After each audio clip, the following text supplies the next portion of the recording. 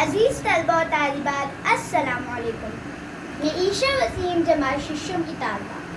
آج ہم اردو گرامر پڑھیں گے جس میں آپ کو خط کا خاکہ سکھاؤں گی جس سے آپ کو خط لکھنے میں بہت آسانی ہوگی. سب سے پہلے ہم آزمائش گاہ لکھیں گے. اس کے ٹھیک نیچے شہر کے نام کی جگہ الف با جیم لکھیں گے. اس کے بعد ہم ڈیٹ، تاریخ اور سن کے ساتھ ہم لوگ اردو فارم میں ڈاٹ ڈالیں گے اور عیسوی کا سائن ضرور ڈالیں گے. درمیان میں ہم پیارے دوست یا پیاری دوست لکھیں گے اور اس کے آگے علامتی ندائیہ کا نشان ضرور ڈالیں گے.